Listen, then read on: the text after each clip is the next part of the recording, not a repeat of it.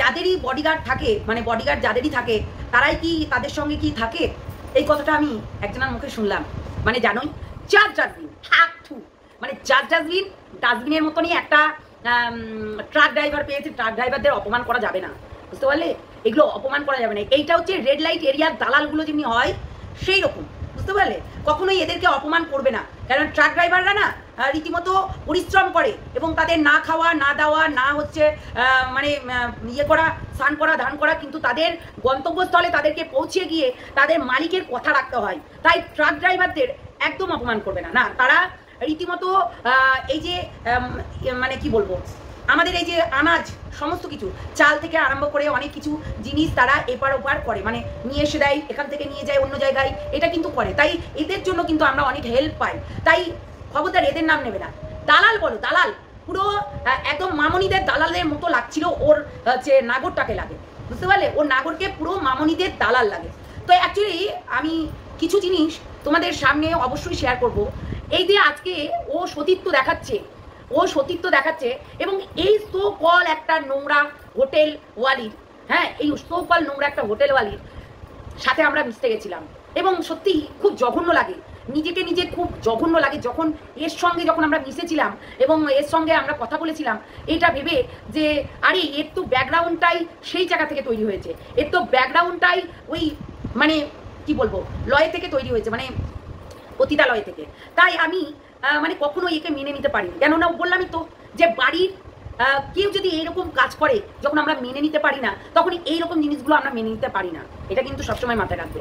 তাই আমরা কিন্তু কখনোই এই ধরনের মানুষদেরকে কিন্তু মেনে নিতে পারি না, যতই হোক না কেন। তো যাই হোক, হ্যালো বন্ধুরা, কেমন আছো তোমরা? সবাই নিশ্চয়ই ভালো আছো, আমি তো জানি ভালো আছো, অবশ্যই ভালো থাকবে। আজকে শুভ জন্মাষ্টমী, সবাইকে শুভেচ্ছা কামনা, ভালোবাসা সবাইকে।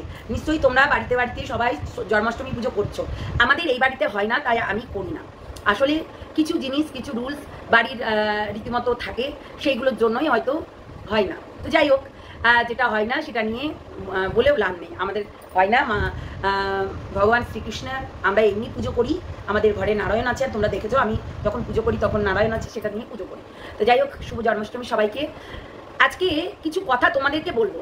যেমন ধরো, সবার কিন্তু প্রায় যারা একটু বড় বড় ব্যক্তি, তাদের কিন্তু নিজেদের একটা করে পার্সোনাল গাইড থাকে, মানে বডিগার্ড যাকে বলি আমরা, বডিগার্ড।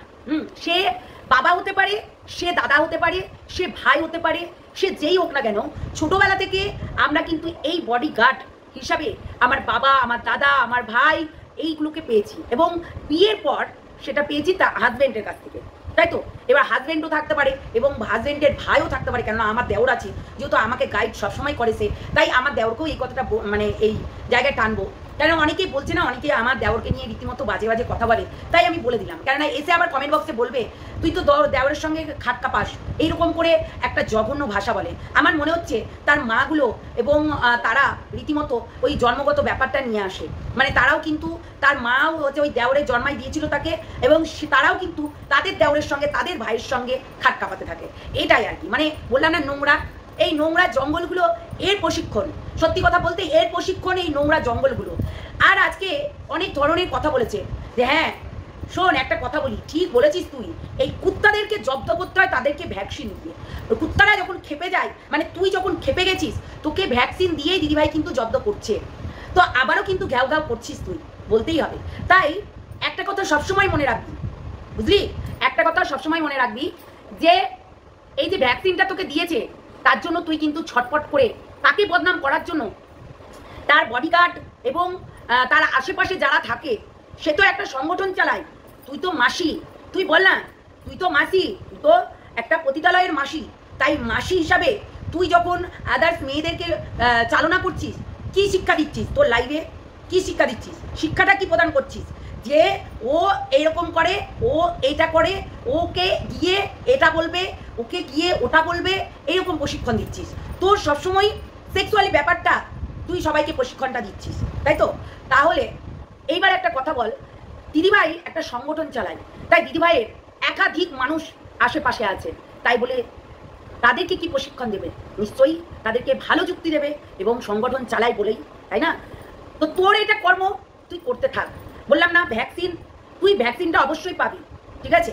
তুই কিন্তু ভ্যাকসিনটা অবশ্যই পাবি, কেননা কিছু কিছু জিনিসের ক্ষেত্রে ভ্যাকসিন কেন, আরও অনেক কিছু দরকার হয় যেগুলো ও ছোটোবেলা থেকে নিয়ে আসেনি। প্রশিক্ষণ, শিক্ষা, জ্ঞান সমস্ত কিছু অর্জন করাতে হবে তোকে। কেমন করে? ওই যে বললাম ঢেকিটা ধরে, কান ধরে, যেমনি বাবা মা যখন পারে না, যখন বাচ্চারা পারে না, তখন কিন্তু বাবা মারা কান ধরে মুলিয়ে দেয়, এটা ঠিক করে কর, কিংবা স্যাররা মুলিয়ে পড়াশোনা করায়। এবং তোর কথা মতো কিছু জন লাফালাফি, কিছু জন একজনই লাফালাফি করছিল, বুঝতে পারলি? সে নাকি টিচার জাস্ট চিপ মেন্টাল মানুষ। ঠিক বলেছে। কালকে একজন আমাকে লাইভে কমেন্ট করছিল, আরে একটা ছাত্র পড়াতে গেলে ভালো দিমাগ হতে হয়, ঠিক আছে? আমার মনে হয় ছাত্রটা সেইভাবে পড়াতে পারে না। আসলে এর কাছে না, এর কমিউনিটিগুলো দেখবেন, ঠিক আছে, অন্যরকম ধরনের কমিউনিটি হয়। তো এনার কথা বাদ দিয়ে একটা লো ক্লাসের এলা বলে না এলা চেলা, তো এলা চেলাদের নিয়ে আমি ভিডিও করি না। আমার যেটা টার্গেট তাকে নিয়ে আমি করব। সোমার ক্লিপ তুলে যে কথাটা ও বলেছে, ওই কথাটা কিন্তু 3 বছর 4 বছর আগে নিজেই বলে রেখেছিল যে একটা অদৃশ্য ম্যানের সঙ্গে তার আলাপ আলোচনা, তারপরে আবার একটা হচ্ছে কি বলবো, একটা হচ্ছে নাকও ধরে রেখেছে, তারপর বাইরে আছে, ভেতরে আছে, বুক বাজিয়ে একদম সিম্পাঞ্জির মতো এমনি করে রীতিমতো সে বলে বেড়ায় যে আমার আছে। আর সেই মানুষটা যদি স্বামী আর নাগর যদি সামনাসামনি হয়, একটা মহিলার সামনে দুইজনাই আছে, নাগর এবং স্বামী যদি সামনাসামনি হয়, সেই সিচুয়েশনটা ভাবুন একবার, একটু ভাবুন আপনারা যে সেই সিচুয়েশনটা কি হতে পারে। ভাবলেই অবাক লাগে না? ইয়েস, ভাবলেই কিন্তু অবাক লাগে।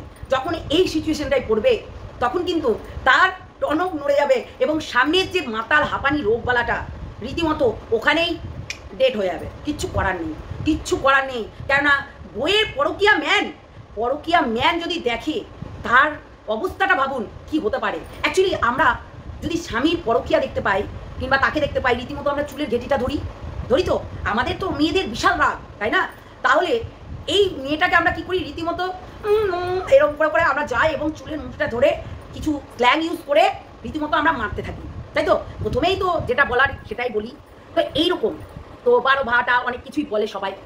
তো এইরকম কিন্তু আমরা সচরাচর প্রায় দেখতে পাচ্ছি, হাজব্যান্ড নাম করে গেছে কাজের নাম করে, কিন্তু অন্য মহিলার সঙ্গে রীতিমতো ঘনিষ্ঠে লিপালিপি করছে, এবং এগুলো ধরা পড়লেই ব্যাস, তখন কিন্তু তাদের খেল খাতাম হয়ে যাচ্ছে। তাহলে সেই সিচুয়েশনটা ভাবুন, এই দুটোকে কিন্তু এক জায়গায় করা হবে। এই যে 5 নম্বর এই তো হাঁপানি রুগী, সেটা তো ধরেই ফেলেছেন আপনারা। তো এই 5 নম্বর রুগী এই সবার সামনে কিন্তু যখন হাজির হবে, এবং হাজিরের সঙ্গে এই যে যার স্ত্রী তার নাগরকে দেখতে পাবে, এই জন্যই কিন্তু সে ভিডিও দিতে পারছে না। এবং আমি যেটা বললাম যে সন্তানদের যে ও কীভাবে গালিগালাজ করে, আমার না হয় রোস্ট উইথ ধরিত্রীতেই আসবে। ও যে একটা বউকে, বাড়ির বউকে যে কিভাবে গালাগালি করে, কিভাবে বাজে কথা বলে, কিভাবে স্ল্যাং দেয়, অবশ্যই রোস্ট উইথ ধরিত্রীতে চোখ রাখবেন। এই ভিডিওটার পর ওই ভিডিওটা আসবে, ঠিক আছে? সবাইকে রিকোয়েস্ট করব ভিডিওগুলো দেখবেন, এবং প্রশাসনদের কাছে, সরকারি আধিকারিকদের কাছে অবশ্যই এই ভিডিওটা পৌঁছে দেবেন।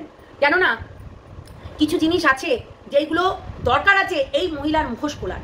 এই মহিলা নিজে তো গালাগালি করতো, অপরকেও শিখিয়ে দিত। মানে যেমন ধরেন আপনি, আমি আমাকে রীতিমতো নিজের কাছের বন্ধুদেরকে কিভাবে গালিগালাজ করতে হবে এটা কিন্তু শিখিয়ে দিত।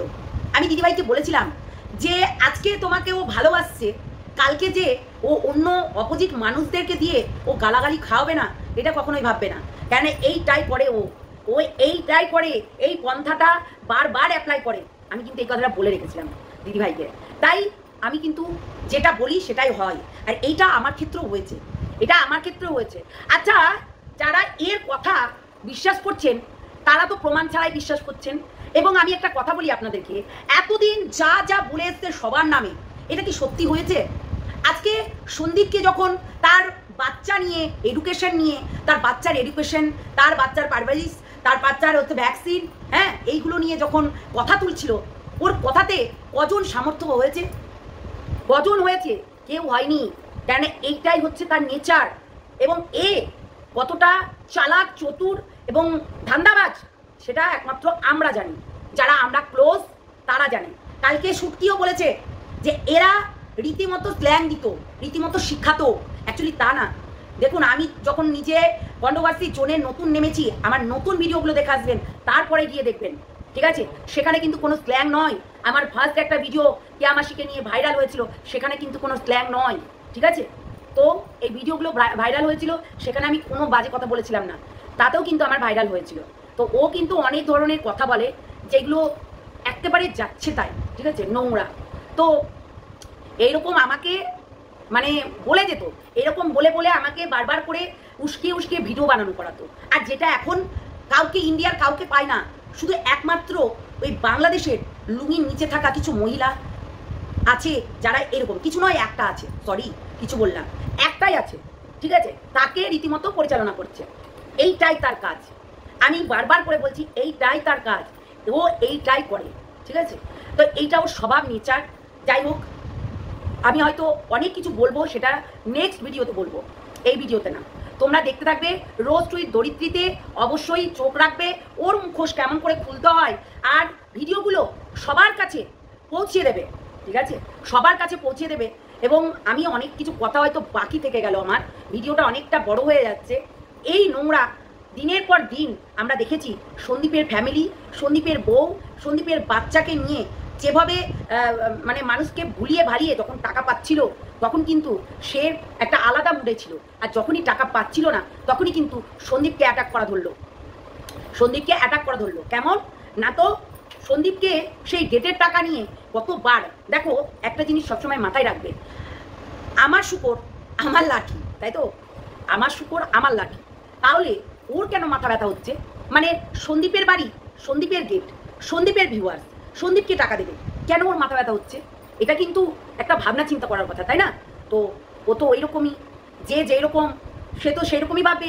এইবার দেখলো থার্ড পার্টি তো আসছে না, এখানে ডাইরেক্ট যে দিচ্ছে তার সঙ্গে কানেকশন হচ্ছে, তাই থার্ড পার্টি যখন আসছে না, সেই জন্য তার মক্কা গরম হয়ে গেছে। যেহেতু সব টাকা এতদিন যত টাকা এসছে, খাট, আলমারি, তারপর হচ্ছে বিছানাপত্র, সমস্ত কিছু টাকা পয়সা কিন্তু সে অন্য জায়গা থেকে নিয়ে এসেছে, মানে এর থ্রোয়িং এসছে। এখন যেহেতু এর থ্রোতে আসছে না, তার জন্য একে অ্যাটাক করতে হবে, তাই তো? তো যাই হোক, আরও অনেক কিছু বলবো নেক্সট ভিডিওতে। রোজ টুইট দরিদ্রীতে অবশ্যই চোখ রাখবেন, কেননা দরকার আছে কিছু জিনিস ক্লিয়ার করার। ও আমাদের কিছু ক্লিপ এখনকার কিছু ক্লিপ, কেননা আমাদের ক্লিপগুলো সে ব্যবহার করছে। এই যে ব্যবহার করছে কেন না, তো নিজেকে সতীত্ব প্রমাণ করার জন্য, নিজেকে সতীত্ব প্রমাণ করার জন্য। তার কাছে কিছু কুত্তা, মানে পোকামাকড় পুষিয়ে রেখেছে, কুত্তা পোকামাকড় পুষিয়ে রেখেছে, প্রশিক্ষণ দিয়ে রেখেছে যে সবাই ভিডিও করবে আর সেখান থেকে রীতিমতো ক্লিপ কেটে দেবে। সেই ক্লিপগুলো আমি আমার থাম্বনেলে মানে ভিডিওতে লাগাবো, সরি থাম্বনেল, ভিডিওতে লাগিয়ে আমি ভিউজ কামাবো। কেননা তার কাছে যেহেতু সন্দীপ লাত মেরেছে, যেহেতু আদার্সরা লাত মেরে দিয়েছে ওকে, সেই জন্যই কিন্তু প্রচণ্ড ডিপ্রেশনে চলে যাচ্ছে, ওই জন্যই ভিডিও দিতে পারছে না। আমি ওর প্রতিটা জিনিস জানি। তো যাই হোক, নেক্সট ভিডিওতে দেখা হচ্ছে রোজ টুইট দরিদ্রীতে, আর অবশ্যই চোখ রাখুন, অনেক কিছু বলবো। চলুন টাটা, সবাই ভালো থাকবেন, সুস্থ থাকবেন। আপনাদের কমেন্ট অমূল্য রতন, যাকে বলি আমি, অমূল্য রতন আমার চাই, এবং কমেন্টের মাধ্যমে আপনাদের প্রশ্ন সেটা কিন্তু আমি তুলে ধরি, যেটা আপনারা বলতে পারেন না প্রকাশ্যে এসে, সেটা কিন্তু আমি তুলে ধরি। তাই আপনাদের প্রশ্ন এবং আপনাদের কমেন্ট আমার খুব ভালো লাগে, সেই প্রশ্নতে আমি অনেক কিছু জানতে পারি। তো অবশ্যই কমেন্টটা করতে ভুলবেন না, আর লাইক দিতে ভুলবেন না। চ্যানেলটাকে যারা নতুন দেখছেন সাবস্ক্রাইব করে নেবেন, বেল আইকনটা বাজিয়ে রাখবেন অবশ্যই, কেননা নোটিফিকেশনটা পৌঁছাবে না। এমনিতেই আমার নোটিফিকেশনটা অনেকের কাছে পৌঁছাচ্ছে না, অ্যাকচুয়ালি বুঝতে পারছি না কি হয়েছে। চলো টাটা, ভালো থাকবেন, সুস্থ থাকবেন, নেক্সট ভিডিওতে দেখা হচ্ছে।